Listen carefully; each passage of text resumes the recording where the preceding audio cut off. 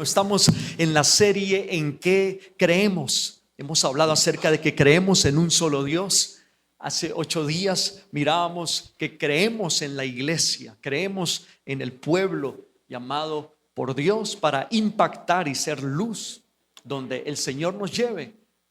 Y hoy quiero titular este mensaje: creemos en la vida eterna.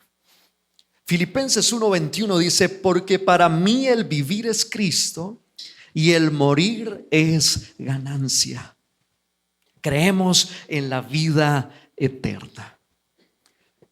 Ahí se nombran diferentes crónicas de guerra en los Estados Unidos, en las guerras que ellos han tenido durante diferentes tiempos. Y en el marco de la Segunda Guerra Mundial se nombran diferentes crónicas, y hoy quiero nombrar una de esas. Se nombra que los soldados en alguna ocasión aguardaban formados en un respetuoso silencio. Transcurre la mitad de la década del 60. Los Estados Unidos de Norteamérica toman una decisión geopolítica de importancia.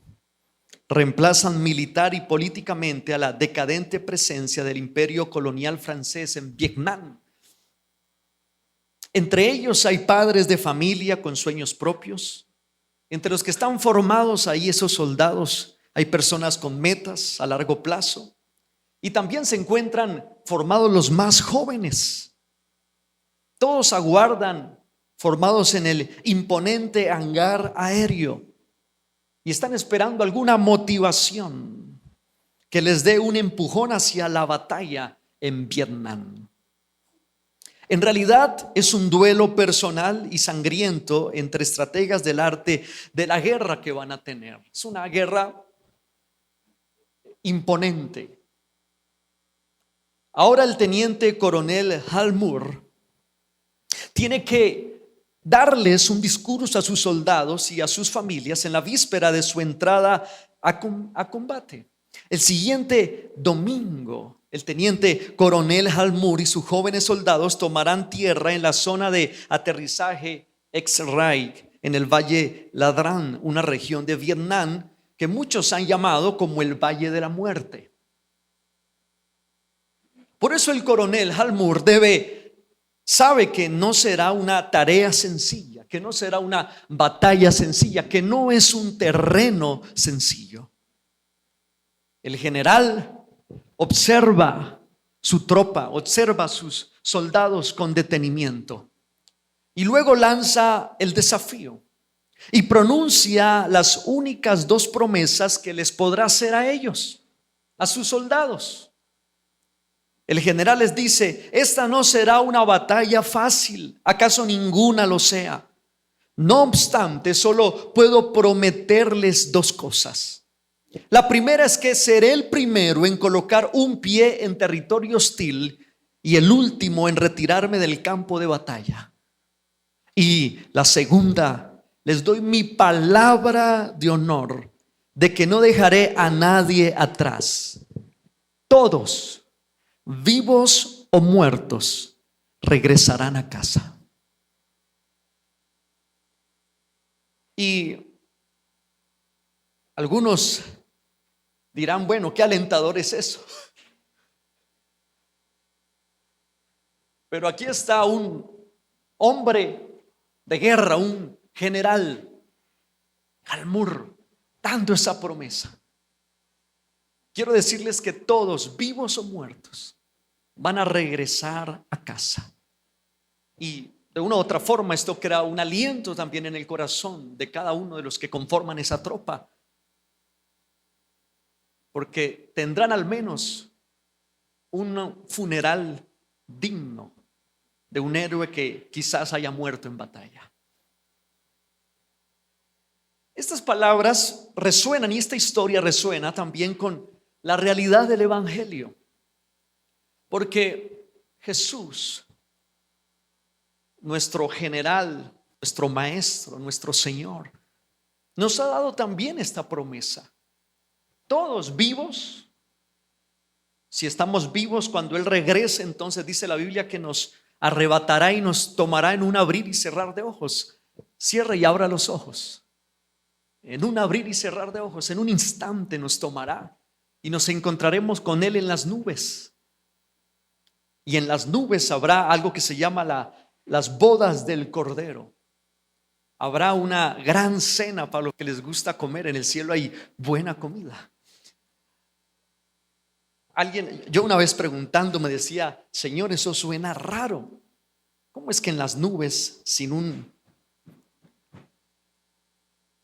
una plataforma firme, ¿no? Sin un terreno firme, ¿cómo es que vamos a estar allá? Y el Señor me habló y me dijo: ¿Y cómo está el mundo, el planeta? ¿Sobre qué está? Y yo le dije: sobre la nada. Y digo: bueno. Entonces, ¿por qué le aterra que en las nubes yo pueda? Bien, entonces vivos nos arrebatará. Pero si a lo mejor morimos antes de que Él regrese, dice la Biblia que resucitaremos. De una u otra forma, todos, vivos o muertos, regresaremos a casa. Regresaremos a la presencia de Dios. Ahora, todos están de una u otra forma enterados, y de pronto los que no lo estén, pues mi madre murió el 12 de septiembre de este año. Ella venía desde hace 20 años, tuvo una intervención en su corazón, una cirugía corazón abierto. Y este proceso era un proceso muy delicado. Gracias a Dios salió muy bien de la cirugía y pudo vivir 20 años más. Pero se conocía que después de los 12 años de haber practicado esta cirugía, en cualquier momento podía haber alguna anormalidad. Pues este año, el 12 de septiembre, ella pasó a la presencia del Señor. Pero qué importante nosotros como cristianos poder entender la muerte, poder entender el duelo, poder entender acerca de qué pasa según la Biblia. Porque nosotros no respondemos a la muerte como responde normalmente el mundo. El mundo responde con temor, responde con ansiedad. Pero nosotros los cristianos no.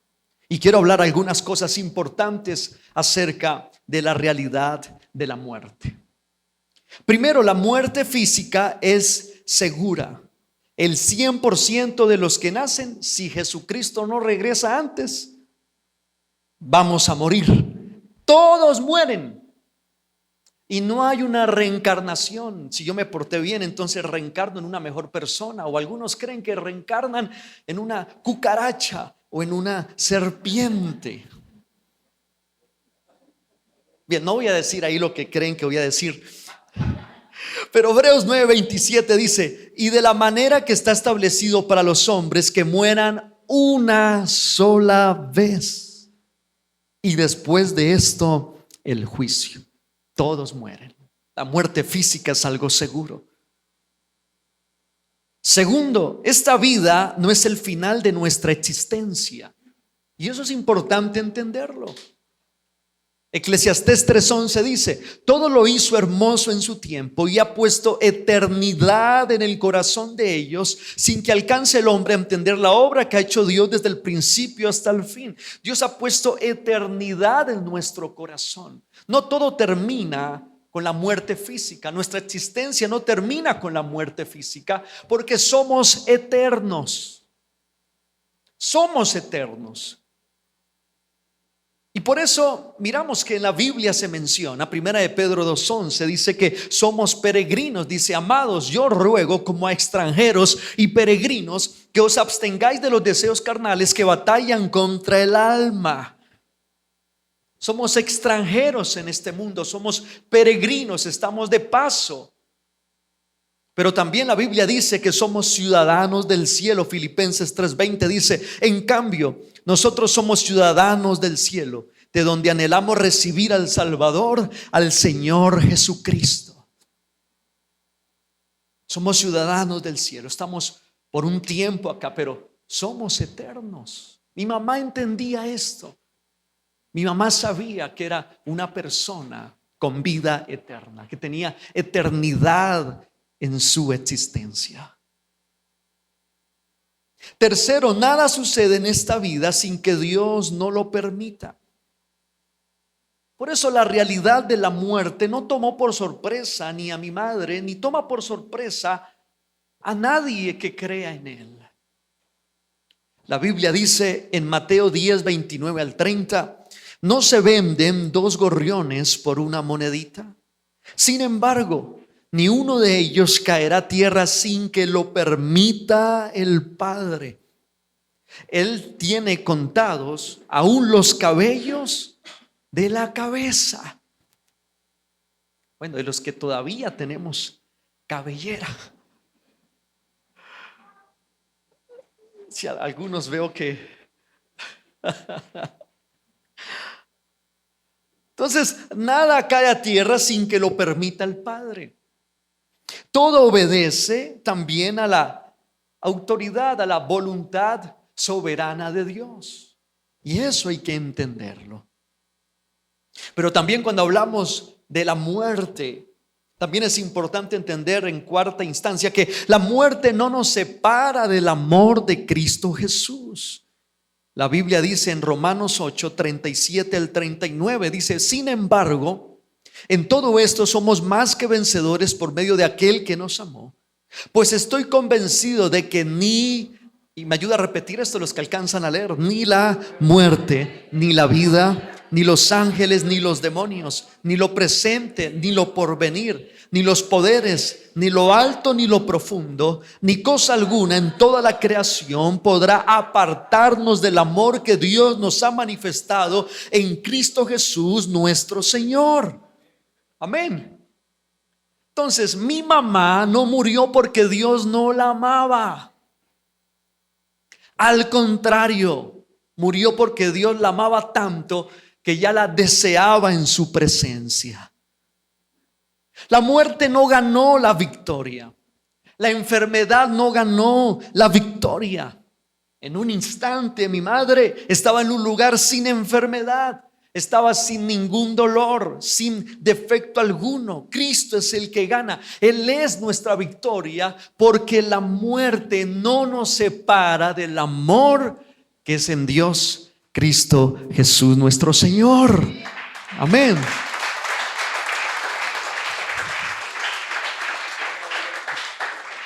Quinto, cuando hablamos de la muerte es importante asegurarnos que nuestro espíritu vuelva a Dios cuando muramos. Y eso se asegura en vida. Que cuando uno muera, su espíritu vuelva a Dios. Porque eso es lo que pasa con los hombres de Dios.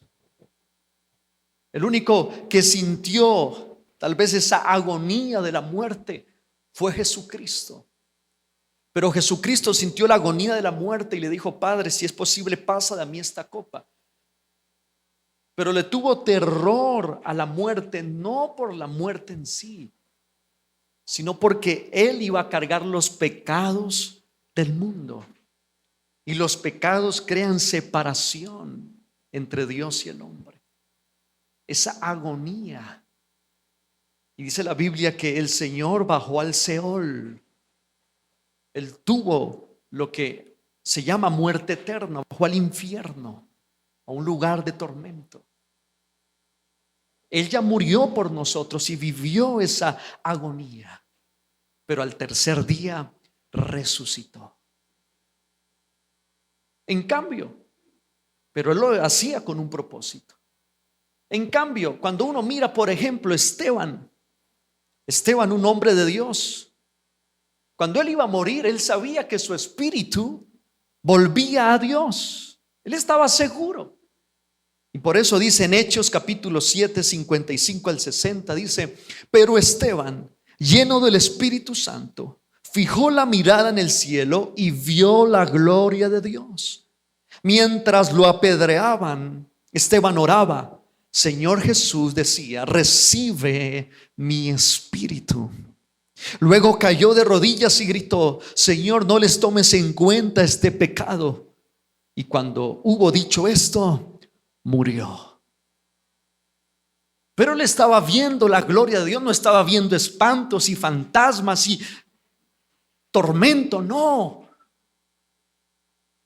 Él estaba viendo la gloria de Dios porque su espíritu volvía a la presencia de Dios. El apóstol Pablo vio también la gloria de Dios. Y dice la Biblia en 2 de Corintios 12, 2 al 24. Conozco un seguidor, 12, 2 al 4, perdón. Conozco un seguidor de Cristo que hace 14 años fue llevado al tercer cielo. No sé si en el cuerpo o fuera del cuerpo, Dios lo sabe. Y sé que este hombre, no sé si en el cuerpo o aparte del cuerpo, Dios lo sabe, fue llevado al paraíso y escuchó cosas indecibles que a los humanos no se nos permite expresar. Pablo está hablando ahí. Hace 14 años él estaba en Listra. Y en Listra él fue apedreado por predicar el evangelio. Y fue tan duramente golpeado por esas piedras que quedó inconsciente. Todos pensaban que había muerto. Y entonces en esta experiencia dice él que tuvo la oportunidad de ascender al tercer cielo. Y por el apóstol Pablo sabemos que entonces hay un cielo que es el que vemos, hay otro cielo que es el universo y hay otro cielo donde habita Dios. Y dice que él fue llevado allá y que se escuchaban sonidos indecibles, sonidos hermosos. Y después de esta experiencia, él vuelve a la vida. Y luego escribe cosas como la que leíamos al inicio, que las escribió el apóstol Pablo. Para mí el vivir es Cristo y el morir me es ganancia. Porque la verdad es que el paraíso es mucho mejor que acá, decía Pablo. Yo ya estuve allá. Mi mamá también tuvo esa experiencia. Ella menciona que cuando la habían operado de su corazón y estuvo en cuidados intensivos, dice que en una de esas noches estuvo 7 días y en una de esas noches tuvo la oportunidad de, como que se fue yendo. Y alcanzaba a escuchar los médicos que decían: la paciente se nos fue, traigan sangre. Y dice ella que entró como en un túnel que la expectativa de la salida de ese túnel era un lugar hermoso, que ella sentía una paz y empezó a escuchar una canción que sonaba. Y dice ella que ella estaba tan contenta, había tanta felicidad en ella, cuando en un momento a otro como que volvió y sintió a alguien resplandeciente en la habitación de ella, que se sentó al lado. Y cuando se sentó al lado, esa persona resplandeciente, que era una manifestación de Dios, los aparatos volvieron a funcionar y ella volvió a vivir. Y cuando todos llegaron con sangre, los médicos, ya mi mamá estaba estable. Pero ella nos contaba esa experiencia y decía: es hermoso lo que nos espera. Ahora es importante entender que Dios es Dios de vivos. Mateo 22, 32, en sexto punto, Dios es Dios de vivos. Mateo 22, 32 dice: yo soy el Dios de Abraham, de Isaac y de Jacob. Él no es Dios de muertos, sino de vivos. Y está nombrando a Abraham, que había muerto hace muchísimo tiempo. Está nombrando a Isaac y a Jacob, que habían muerto hace muchísimo tiempo. Pero la muerte física no quiere decir ya la ausencia de conciencia de alguien y que quedas en el olvido. No, nuestro espíritu sigue viviendo. Eso intangible sigue viviendo, porque Dios no es Dios de muertos, sino de vivos. Y por eso en Mateo 17:2 narra la conversación que Jesús tiene con 2 personas, dice, y se transfiguró delante de ellos, y resplandeció su rostro como el sol, y sus vestidos se hicieron blancos como la luz. Está hablando de Jesús, que en un momento dado se transfiguró. La divinidad que había en Jesús resplandeció. Y dice, y aquí les aparecieron Moisés y Elías hablando con él. Pero Moisés ya había muerto hace muchos años. Elías había sido arrebatado hace muchos años. Pero en ese momento estaban hablando con Jesús. Es decir, no estaban muertos como muchos creían y se habían quedado. Ellos siguen vivos porque Dios es Dios de vivos. Y en este contexto también, si leyéramos textos atrás de Mateo 17, hay una pregunta que los saduceos le hacen a Jesús. Los saduceos eran un grupo religioso de la época y le dicen, mira, Jesús, si una mujer se casa y luego su marido muere y luego viene y otro se casa con ella, pero luego vuelve a morir, el marido, no ella. Y luego esta mujer consigue un tercer marido, pero luego se vuelve a morir. 7 le nombran. Tremenda esta mujer, qué miedo. 7 maridos. 7 veces se enviudó y 7 veces se casó. Entonces le dicen los saduceos, ¿con quién en el cielo va a estar casada esta mujer? ¿Con cuál de los 7? Qué pregunta tan interesante, ¿no? Entonces Jesús dice, ¿acaso no han leído? En el cielo no hay casamiento.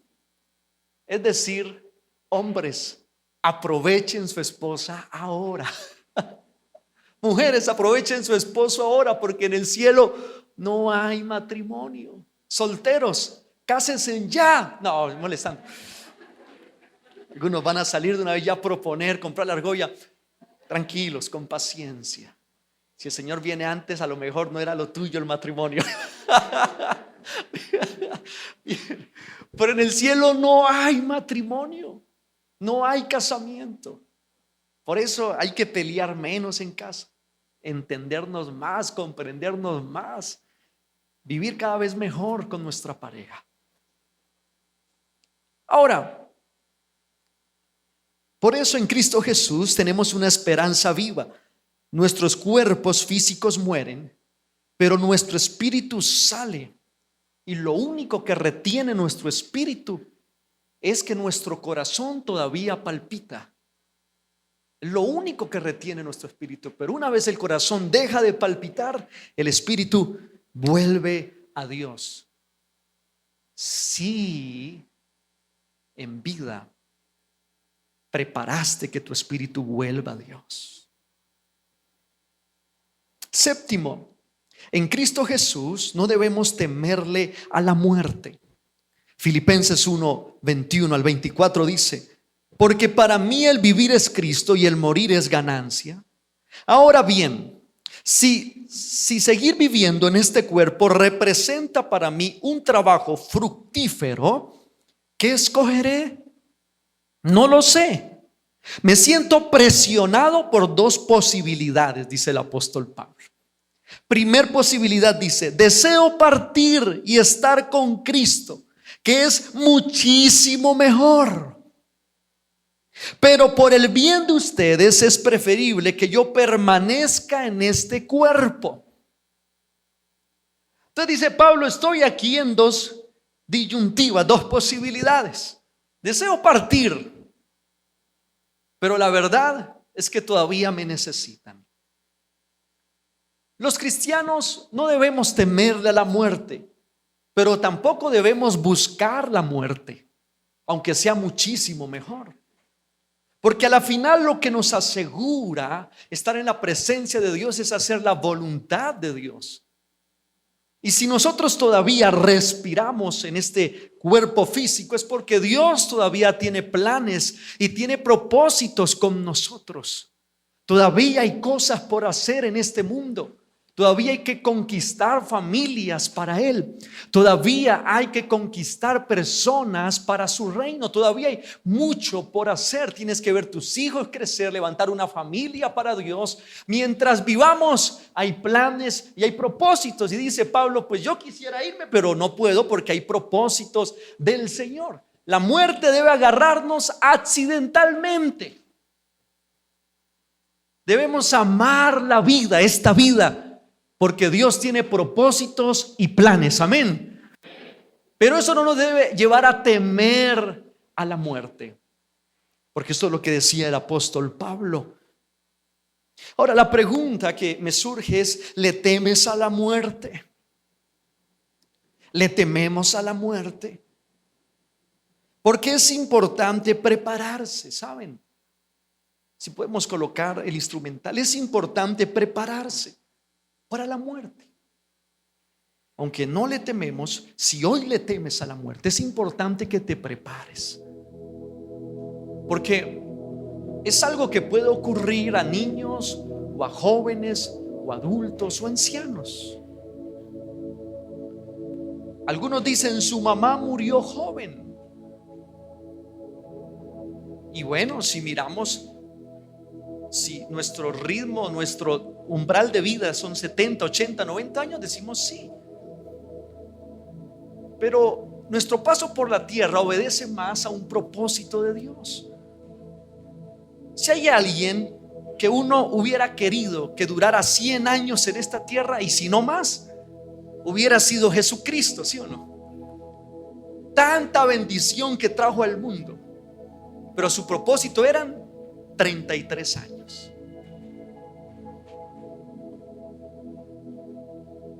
La pregunta es: ¿estás preparado para la muerte? Porque nos preparamos para muchas cosas. Nos preparamos para la Navidad, y ahora están algunos ya preparándose. La natilla, los buñuelos. En tal fecha voy a invitar al pastor a mi casa. Voy a preparar una cena especial. Aunque ustedes me ven delgado, pero yo como.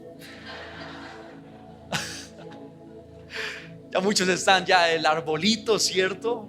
Qué hermoso la Navidad, diciembre. La verdad es que es una de las temporadas más felices del año. Muchos se preparan para Navidad, nos preparamos para vacaciones y ahorramos para entonces en enero quizás salir de vacaciones, o en tal fecha salir de vacaciones. Nos preparamos para muchas cosas. Qué bueno hoy prepararnos también para la muerte. No que estemos anhelando la muerte ni decir quiero morirme, no.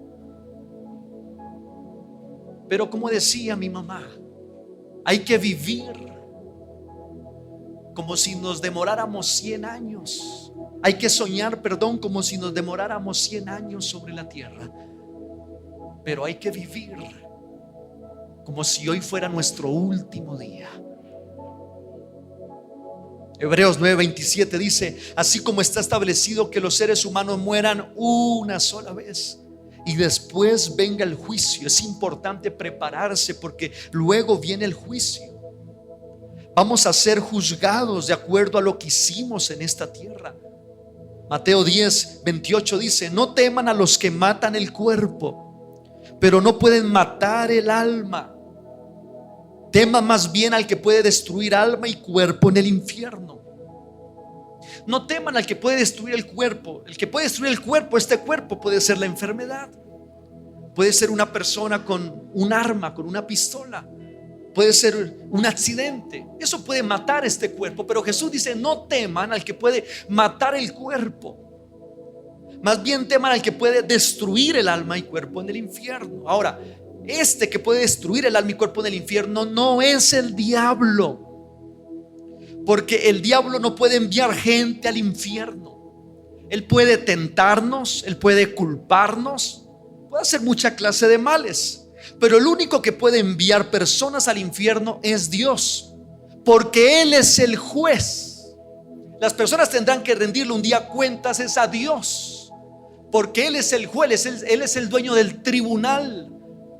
Dice la Biblia que cada vida se abrirá como un libro, y allí están registradas tus obras, y por esas obras serás juzgado. Ahora, se nos juzgará no tanto en base a qué tan bueno hayamos sido en esta tierra.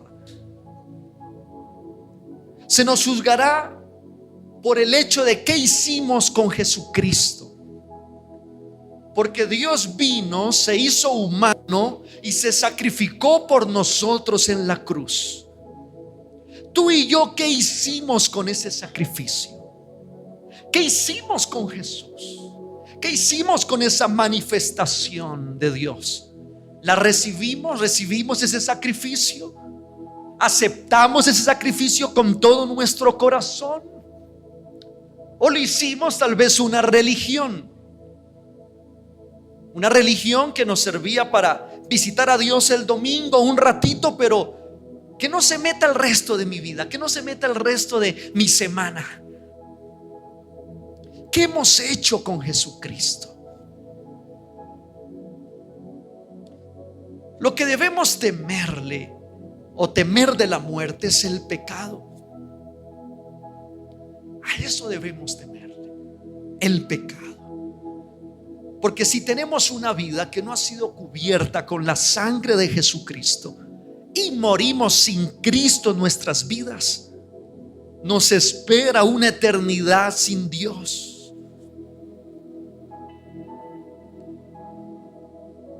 Y a veces la gente es muy folclórica un poco, y a todo ataúd o a todo le coloca: descansó en la presencia del Señor. Quisiéramos que fuera así, pero no todos tendrán esa oportunidad, porque es necesario vivir lejos del pecado. El pecado no es tanto lo que hacemos, aunque tiene que ver con eso, pero el mayor pecado es que tú y yo rechacemos a Jesucristo. El mayor pecado es rechazar el señorío, que Jesucristo gobierne nuestras vidas.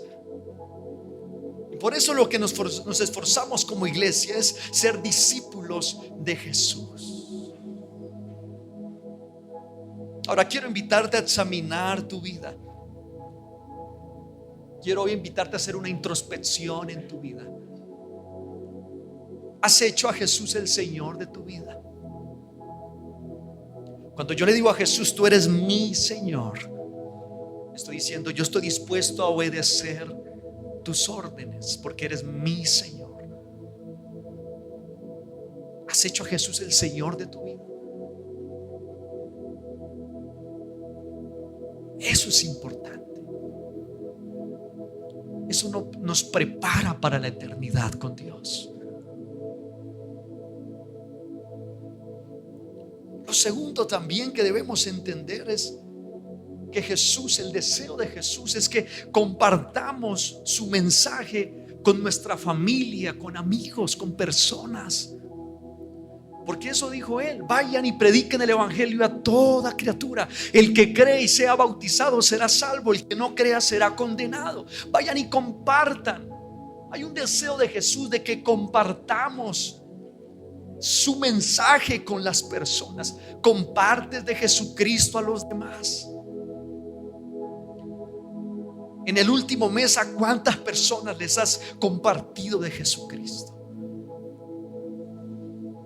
Y por eso nos estamos preparando ahora para la semana de avivamiento, porque no solo va a ser no van a ser solamente noches de llenarnos de la presencia de Dios, sino también va a ser una semana donde vamos a salir a compartir de Jesucristo, porque viene Sanel y Samo, ellos son misioneros. Si son misioneros, hay que llevarlos a predicar a Popayán, ¿cierto? Entonces vamos a estar compartiendo también el evangelio en nuestra ciudad, porque de eso se trata.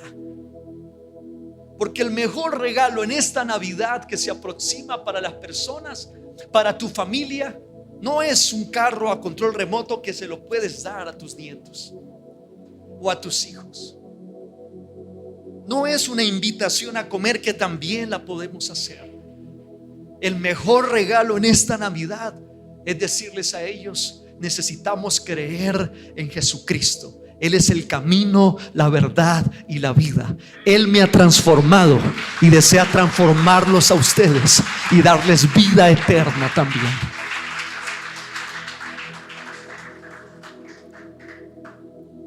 Ahora, como cristianos debemos entender el duelo.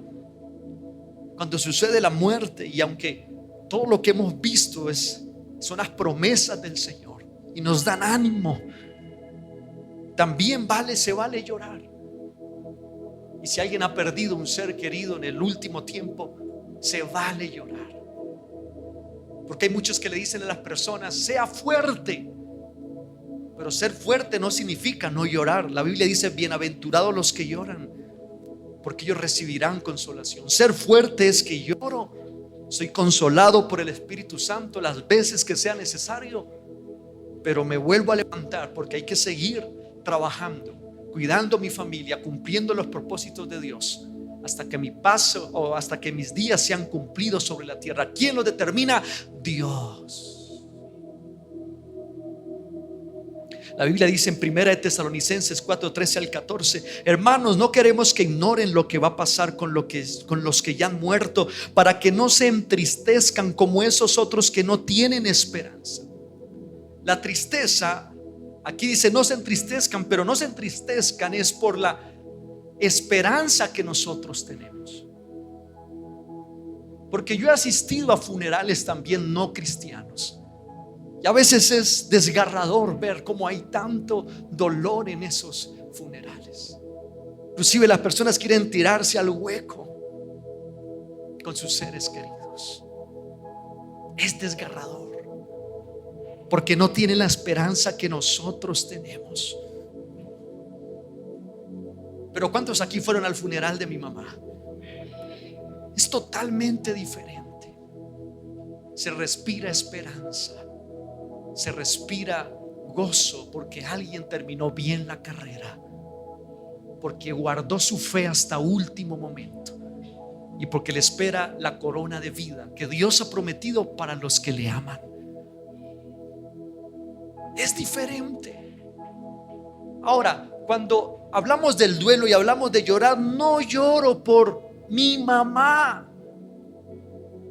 Ella está bien, está ausente en su cuerpo, pero está presente en la presencia de Dios. No lloro por ella. Y de hecho, si yo tuviera una visión y dijera: mamá, regrésate, ella me diría: no. Como cuando en los primeros días de casado íbamos muchas veces a almorzar donde mis padres. Ustedes saben, ¿no? Adaptándose uno a la nueva vida. Hasta que yo empecé, que me empezaron a hacer el feo ya. Entonces ya luego hablaron: es que ya es momento de que te independices, hijo, ya. Chao. Yo me imagino a mi mamá diciéndome: no, chao. Ya estoy en la presencia de Dios. Sean felices, vivan. Y que cuando les toque partir, estén acá conmigo también. Amén. No lloramos por ella, lloramos por mí. Lloro por mí, porque de repente una madre tan amorosa como lo fue mi mamá, que nos cuidó tanto, que nos bendijo tanto, generosa en sus palabras, servicios, en su fe, de repente entonces ya no está, y ya no la volveremos a ver aquí presente físicamente. Entonces lloramos es por nosotros, porque sentimos su ausencia. Cuando Abraham hizo duelo por Sara, dice la Biblia que lloró. Génesis 23, 1 al 2 dice: Sara vivió, el padre de la fe, 127 años y murió en Kiriat Arba, es decir, en la ciudad de Hebrón, en la tierra de Canaán. Y Abraham hizo duelo. Duelo tiene que ver con dolor, y lloró por ella.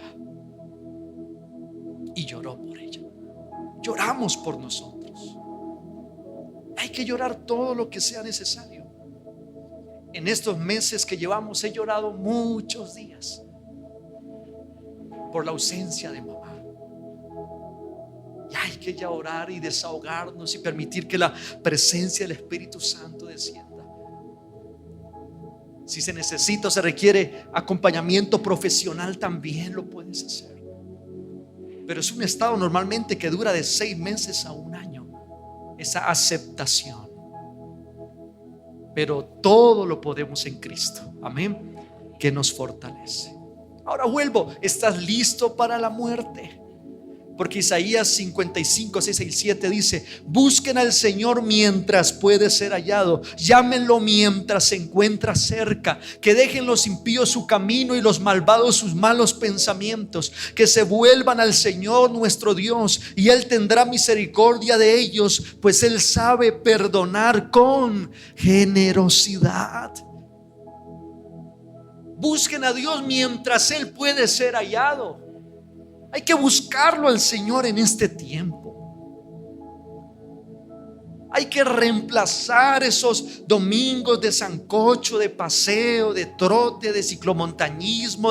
Todo eso está bien, pero hazlo después de buscar a Dios. Amén. Porque hay que buscar a Dios mientras puede ser hallado. Este es el tiempo en el cual hay que buscar a Dios, porque un día muchos querrán buscarlo, pero ya no lo hallarán. Ya no lo hallarán. Y Dios en este tiempo es papá. Y como es papá, está esperando que sus hijos regresen. Pero un día Dios ya no será papá, será juez. Y ahí ya no apelaremos a su misericordia, ahí apelaremos a su justicia.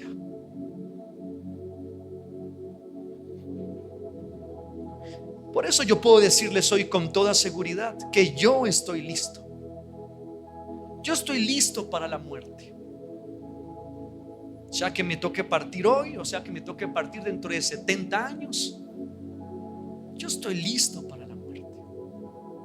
¿Por qué? Porque he puesto mi fe en Jesucristo.